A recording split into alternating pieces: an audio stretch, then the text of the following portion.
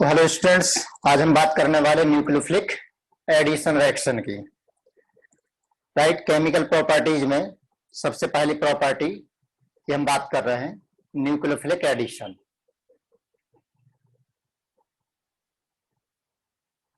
तो nucleophilic addition reaction में क्या होता है, जो कार्बोनिल ग्रुप है, जब उस कार्बोनिल ग्रुप पर न्यूक्लियोफाइल अटैक करेगा, कहां अटैक करेगा? कार्बन पर। क्यों अटैक करेगा? क्योंकि इलेक्ट्रॉन ऑक्सीजन की तरफ डिस्प्लेस होंगे।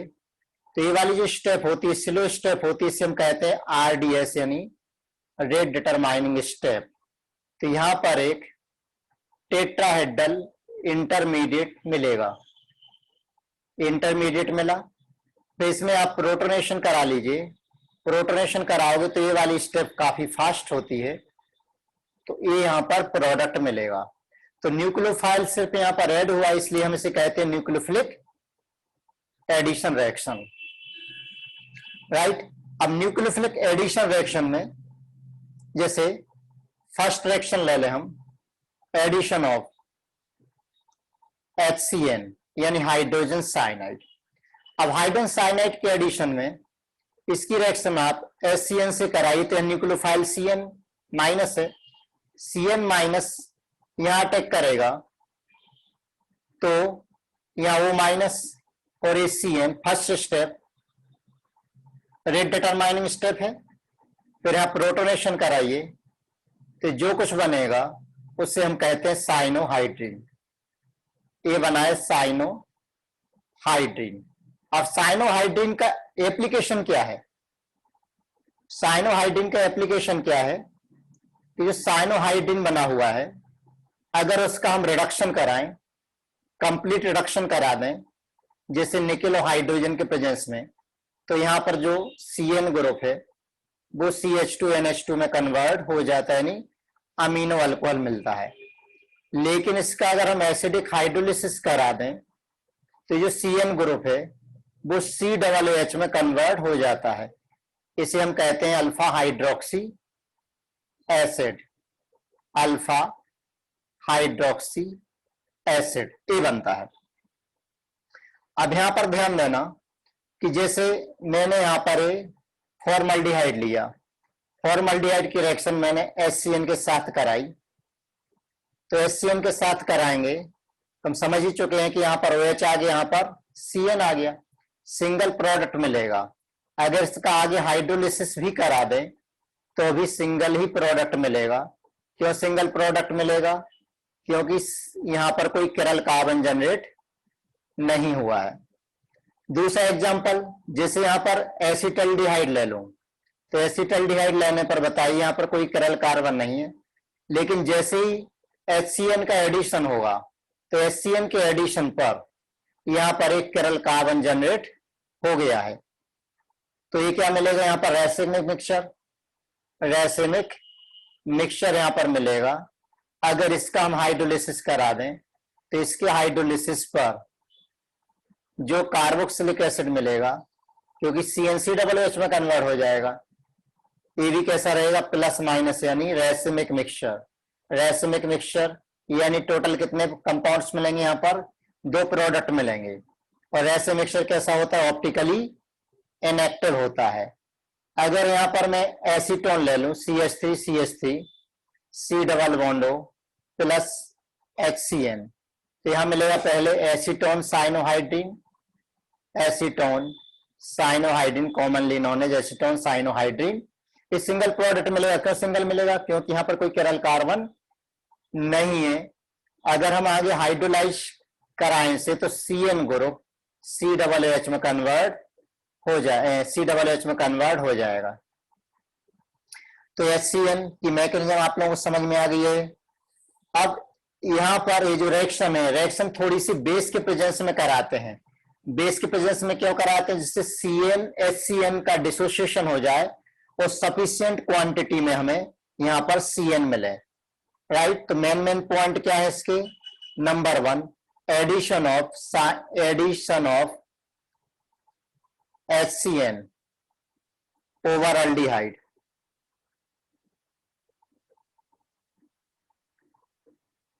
gives cyanohydrine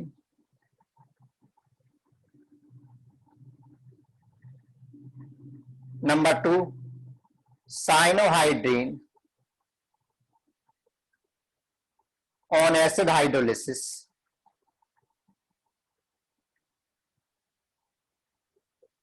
gives alpha hydroxy acid.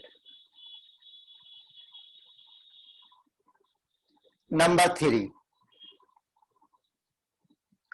अगर इसी साइनोहाइड्रीन की रिएक्शन, ये साइनोहाइड्रीन है, इसकी रिएक्शन अमोनिया से करा दें फॉलोड बाय एसिडिक हाइड्रोलिसिस, तो यहां क्या मिलता है? OH की जगह आ जाता है NH2 और CN की जगह COOH, alpha amino carboxylic acid या अल्फा अमीनो एसिड, इन्हें हम कहते हैं अल्फा अमीनो एसिड, यहां पर मिलता है। अगर ये रिएक्शन कीटोन के साथ होती तो कीटोन के साथ ये रिएक्शन रिवर्सिबल होती। क्यों? क्योंकि कीटोन में जो CH3 ग्रुप है, ये ग्रुप काफी बल्की होता है, इसलिए रिएक्शन रिवर्सिबल होती है। तो with ketone formation of cyanohydrin,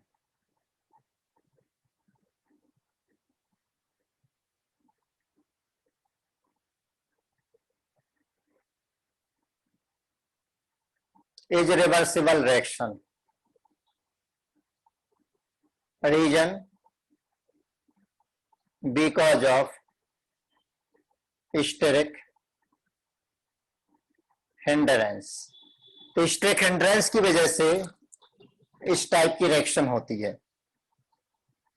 तो क्या ये बात क्लियर हो गई? अब यहां पर थोड़ा सा बेस क्यों लेते हैं? बेस इज टेकन, क्यों बेस लिया? To ensure sufficient ionization of HCN। HCN sufficiently ionize हो जाए, जिससे हमें क्या दे दे? वो CN आयंस दे दे, to produce CN minus ion, right. अब यहां पर देखिए, इसमें ये जो इसके साथ एसिटाल्डिहाइड के साथ ये जो एसिड बना था, इसका एक कॉमन नेम भी है, lactic acid.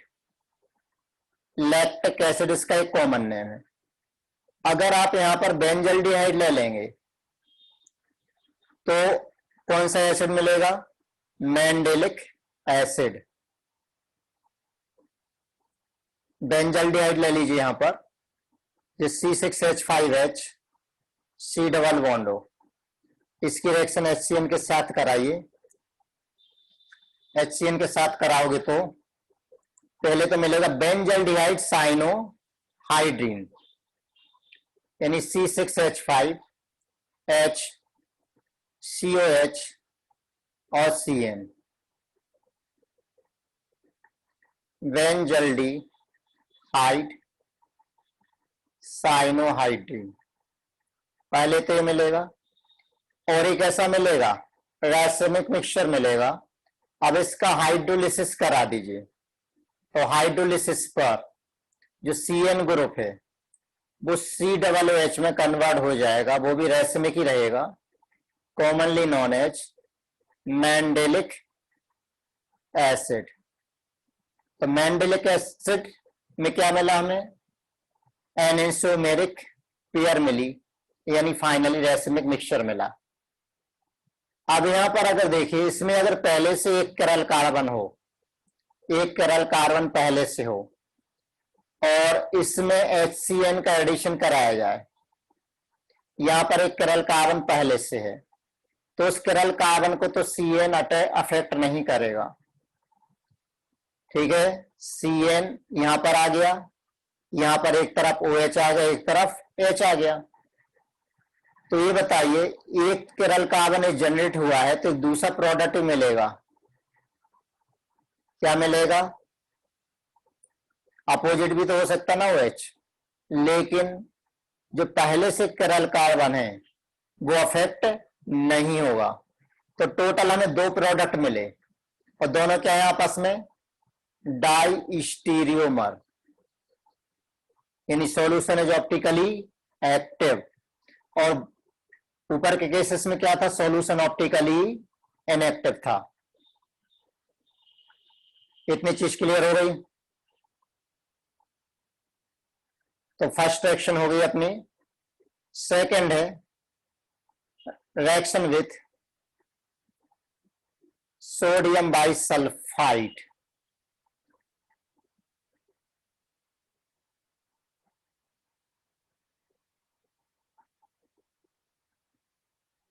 Sodium bisulphide means NaHSO3।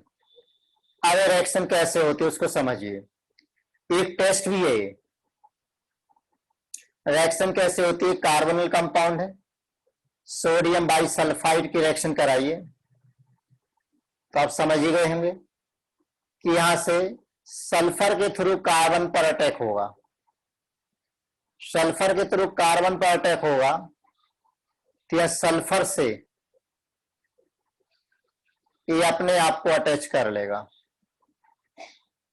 आप H प्लस के प्रेजेंस में, H प्लस के प्रेजेंस में एक्चुअल में यहां पर प्रोटॉन ट्रांसफर होगा, यहां का जो नेगेटिव चार्ज वो यहां चला जाएगा तो H मतलब Na को यहां एब्स्ट्रैक्ट कर लेगा तो H यहां चला गया और SO3H हो गया।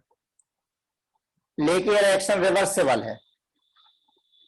रिवर्सिबल कैसे, अगर हम इसका this reaction is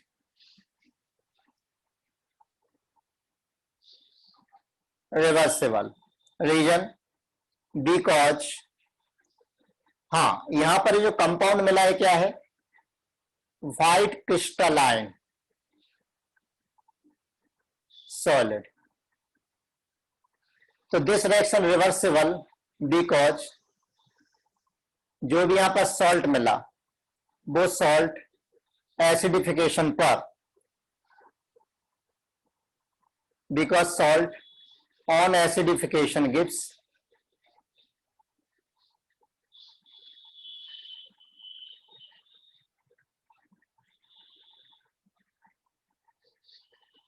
aldehyde and ketone again। तो अगर आप इसका हाइड्रोलिसिस कराते हैं, ये मैं यहाँ पे H लिख दिया, ये नहीं आएगा, SO3Na, इसका हाइड्रोलिसिस कराते हैं तो वापस से कीटोन जनरेट हो जाएगा। तो इस रिएक्शन का यूज कहां करते हैं, ये व्हाइट क्रिस्टलाइन पीपीटी कौन देता है,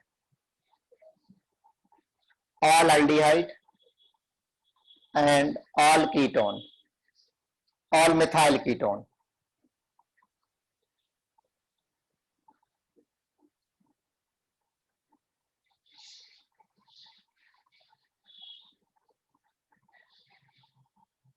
लेकिन इसमें एक्सेप्शन याद रखना, हिंड्रेंस बहुत ज्यादा है तो ये टेस्ट नहीं देता है।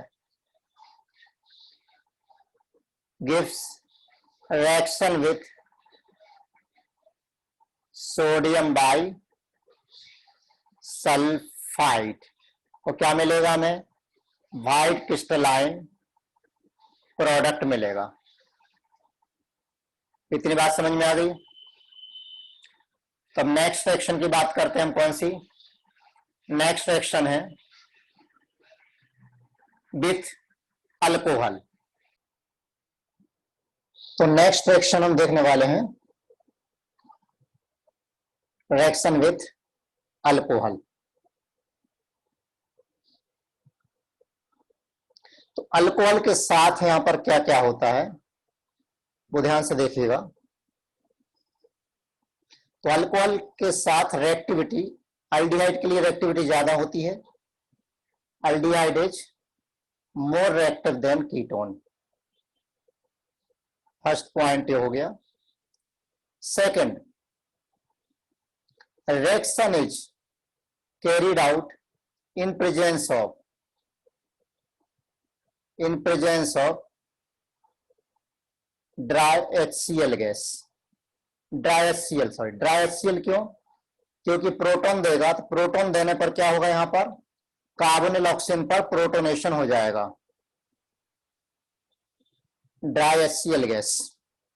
तो ड्राई HCl गैस के प्रेजेंस में सबसे पहले यहां पर प्रोटोनेशन हो जाएगा। प्रोटोनेशन जैसे ही होगा, जैसे ही ऑक्सीजन पर पॉजिटिव चार्ज आएगा, वो इलेक्ट्रॉन को अपनी तरफ अट्रैक्ट कर लेगा और अल्कोहल का ऑक्सीजन अटैक कर देगा।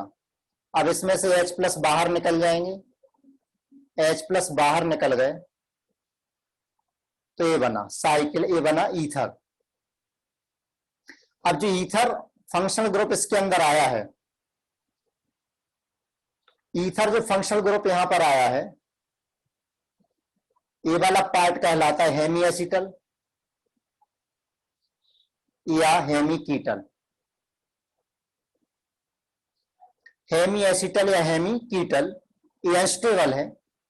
अगर इसको हम हाइड्रोलाइज करें तो हाइड्रोलिसिस पर ये फिर से अल्डिहाइड या कीटोन में जनरेट हो जाता है। तो एक मोल के साथ तो रिएक्शन ही हुई, अब 2 मोल के साथ क्या होगा?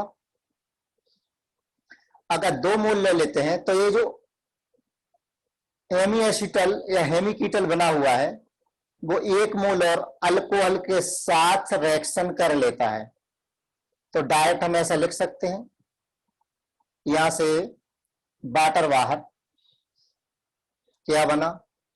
इसे हम बोलते हैं या तो एसिटल, या अगर कीटोन रहा तो इसे बोलते हैं हम कीटल।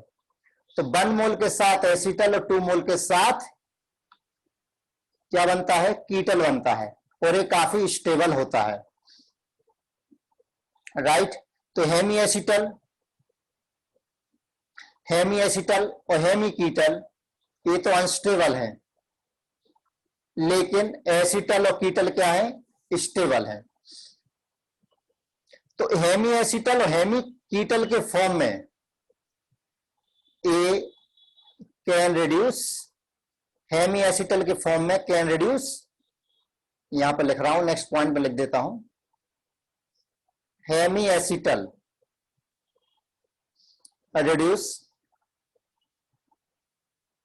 Tollens as well as Fehling solution,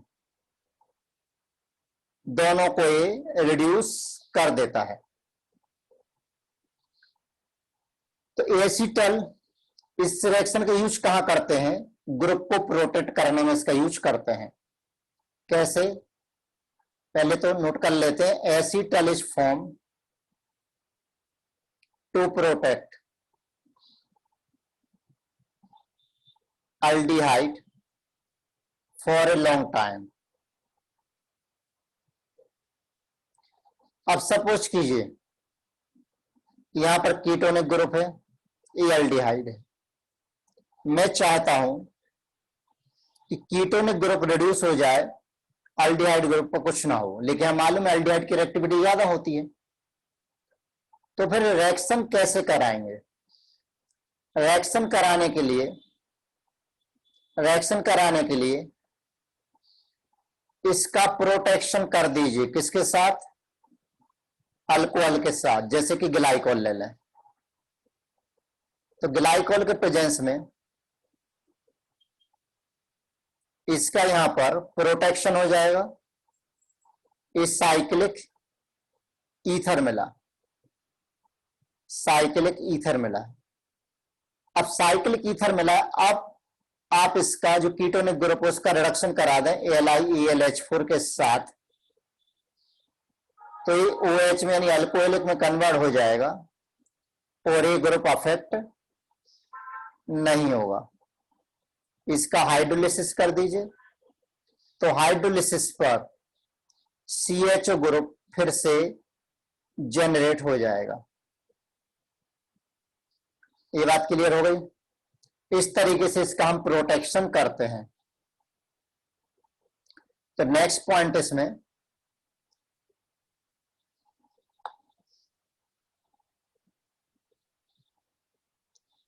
acetal जो भी यहां पर मिला है, acetal form can be decomposed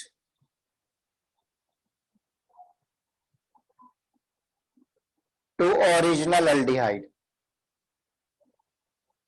कैसे? Using dilute acid. तो डाइल्यूट एसिड यूज करके हम उसको वापस से एसिटल को एल्डिहाइड में कन्वर्ट कर सकते हैं।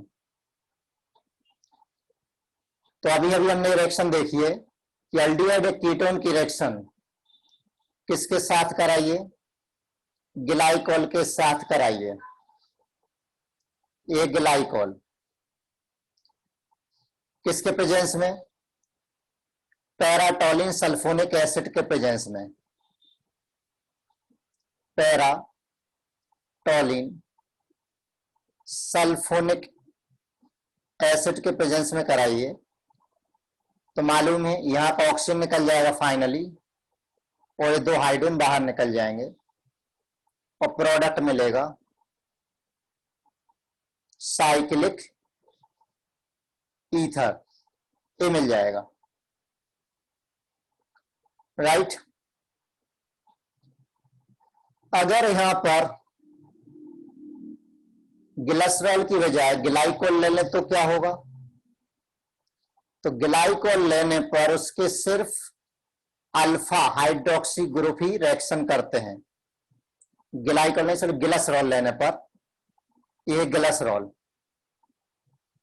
तो इसके प्रेजेंस में यहां से H, यहां का H और यहां का H, वाटर बाहर निकल जाएगा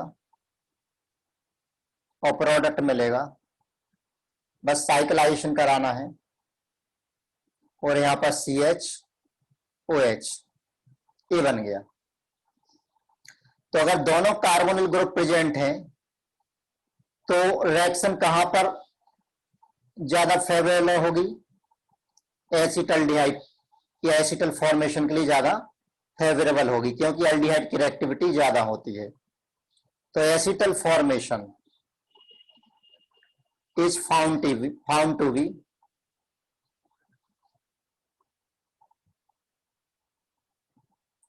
more favorable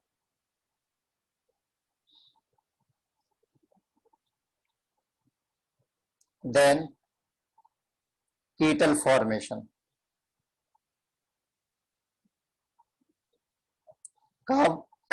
If both the carbonyl groups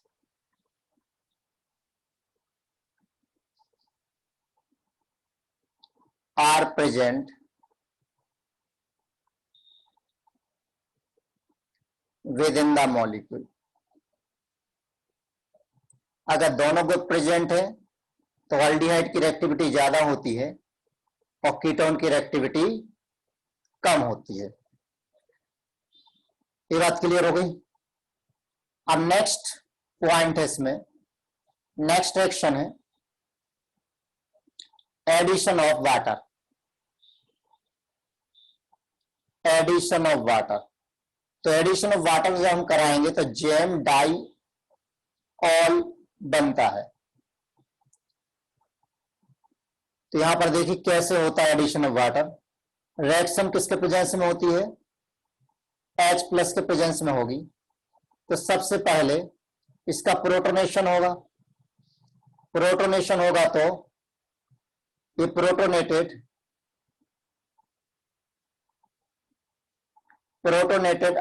aldehyde या कीटोन मिलेगा। डबल बॉन्ड OH, यहां पर प्लस चार्ज आ गया। जैसे यहां पर प्लस चार्ज आया, ऑक्सीजन मालूम है काफी खतरनाक हो जाता है, वो तुरंत इन इलेक्ट्रॉन को अपनी तरफ अट्रैक्ट कर लेगा। जैसे ही अट्रैक्ट करेगा वैसे ही वाटर मॉलिक्यूल की लोन पेयर इस पर अटैक कर देगी। ये अटैक हो गया यहां पर प्लस आ गया। ठीक है, ये जो स्टेप्स हैं सारी की सारी स्टेप्स कैसी हैं, रिवर्सिबल हैं। अब यहां से एक H प्लस बाहर निकल जाएगा और ये बन गया जेम डाइऑल। अब जेम डाइऑल बहुत ज्यादा रिएक्टिव नहीं होते हैं, ठीक है ना। वाटर एक अच्छा न्यूक्लियोफाइल नहीं है, तो रिएक्टिविटी बढ़ाने के लिए हम यहां पर एसिड के प्रेजेंस में रिएक्शन कराते हैं। तो इसमें कुछ पॉइंट्स इससे related note. Water is poor nucleophile and therefore acid is used to increase rate of reaction. Second, जो डाइऑल बने हैं, डाइऑल इज अनस्टेबल, और इनकी स्टेबिलिटी किस पर डिपेंड करती है, इंट्रामोलिकुलर हाइड्रोजन बॉन्डिंग पर, and it's stability depends on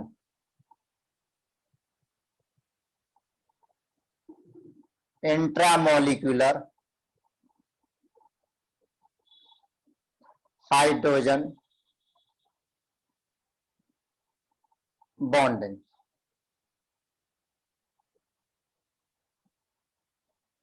तो जैसे किलोरल ले लें, जैसे एसिटाल्डिहाइड का ले लें पहले डाइऑल, जेम डाइऑल, तो CH3 H प्लस के प्रेजेंस में रिएक्शन हो रही है, H OH OH ये अनस्टेबल है, तुरंत वाटर को रिमूव कर देगा। लेकिन किलोरल के साथ, किलोरल के साथ एक किलोरल हाइड्रेट बनाएगा, इसका नाम क्या है, किलोरल हाइड्रेट। स्टेबल है, क्यों स्टेबल है, बिकॉज ऑफ हाइड्रोजन बॉन्डिंग। यहां पर Cl और Cl 3 Cl है, CH एक OH और ये दूसरा OH, यहां पर हाइड्रोजन बॉन्डिंग होती है, इंट्रामोलिकुलर हाइड्रोजन बॉन्डिंग की वजह से स्टेबल हो जाता है। तो जेम डाइऑल की रिएक्शन समझ में आ गई, सॉरी वाटर की रिएक्शन समझ में आ गई कि इससे जेम डाइऑल कैसे बनता है। नेक्स्ट रिएक्शन है एडिशन एलिमिनेशन रिएक्शन। पहले एडिशन फिर एलिमिनेशन, एडिशन एलिमिनेशन रिएक्शन। अब एडिशन एलिमिनेशन रिएक्शन में देखिए क्या क्या होता है। ये रिएक्शन हमें कराना है reaction with ammonia derivatives. Example क्या है इसका, reaction with ammonia derivatives.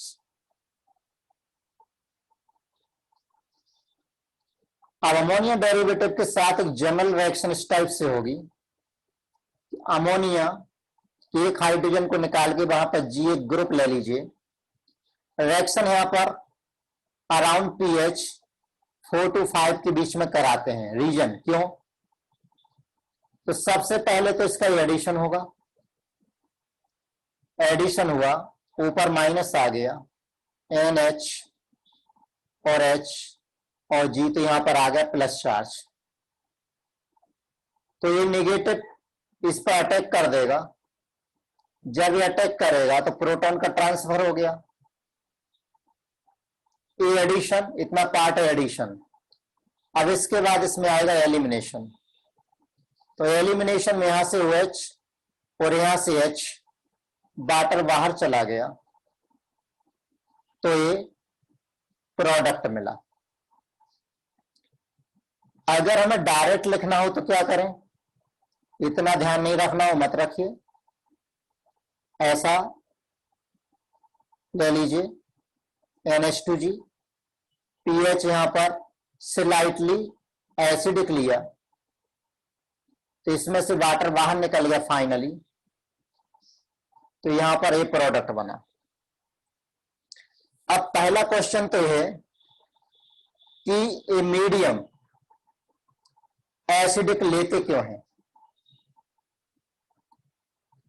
Note, पहला note,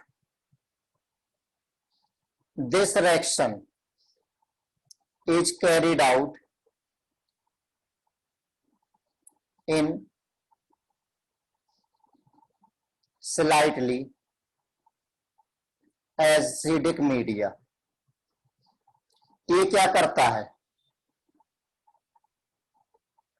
which will generate a nucleophile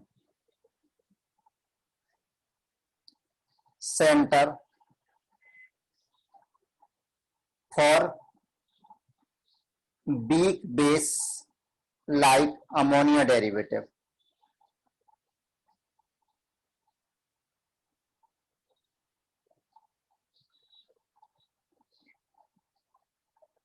कैसे, ये अभी हम रिएक्शन देख ही चुके हैं कि जब ये प्रोटॉन पर अटैक करेगा